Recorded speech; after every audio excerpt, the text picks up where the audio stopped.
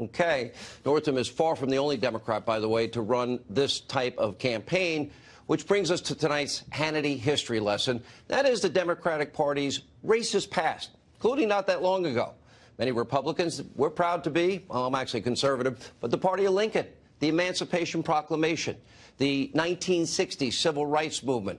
And Democrats, well, they don't want you to know anything about their past. For example, 112 Democratic lawmakers voted against the 1964 Civil Rights Act, which outlawed racism against minorities, which, by the way, Lyndon Johnson needed the Republican Party.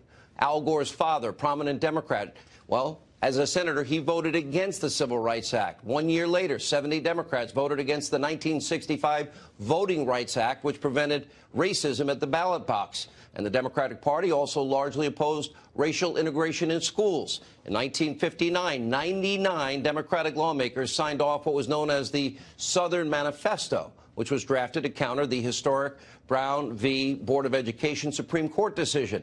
And as governor, Democrat George Wallace. He stood in the doorway of a Birmingham school to physically block racial integration. Former President Bill Clinton, yes, called J. William Fulbright so many times his great mentor.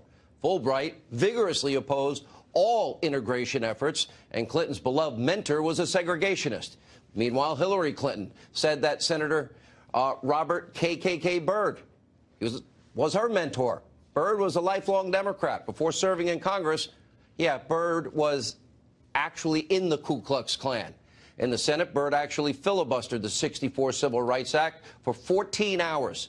Later apologized for his racist past, KKK ties, but in 2001, Hillary Clinton's mentor sparked even more controversy over these racist comments. This was during an interview with our friend Tony Snow. Take a look. There are white. I've seen a lot of white in my time. I'm going to use that word. But we just need to work together to make our country a better country.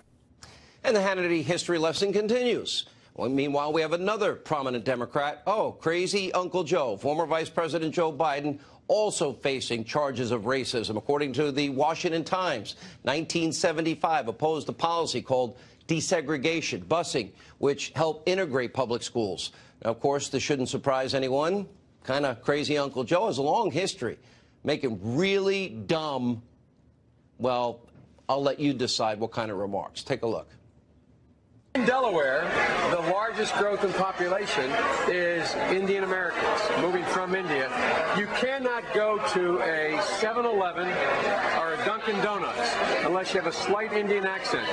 I'm not joking. What kind of a chance would a northeastern liberal like Joe Biden stand in the South? Better than anybody else. And you don't know my state. My state was a slave state. My state is a border state. My state is the 8th largest black population in the country. You got the first sort of mainstream African American who was articulate and bright and clean and a nice looking guy.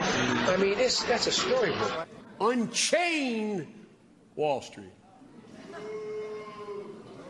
They're going to put you all back in chains. First, African-American, articulate, bright, and clean. And, of course, my state is a slave state. Then, of course, you can't go to a 7-Eleven or a Dunkin' Donuts unless you have a slight Indian accent. Imagine any Trump supporter said this. Now, deflection is the name of the game, of course, and lying and distortion of the Democratic Party and the hard left in this country. I tell you, every 2 and 4 years, the party actively avoids their racist past and claims that Republicans, racist, sexist, homophobic, xenophobic, Islamophobic, dirty air, water, kill children, and granny. I guess it shouldn't surprise anyone that the party of Robert Byrd, George Wallace, Al Gore Sr. now is using this race issue as a political ploy yet again. Take a look. Many Republicans talk in coded racial language about takers and losers.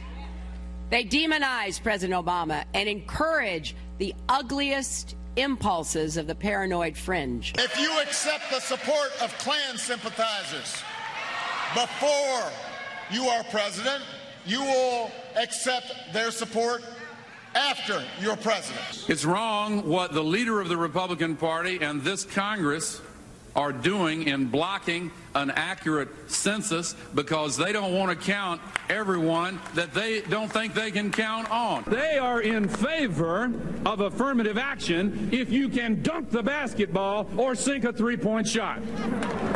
But they're not in favor of it if you merely have the potential to be a leader in your community and bring people together. Don't tell me we've got a colorblind society. June 7, 1998, in Texas, my father was killed. He was beaten, chained, and then dragged 3 miles to his death, all because he was black.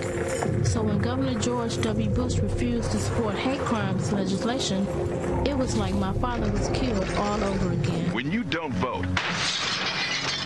you let another church explode. When you don't vote, you allow another cross to burn.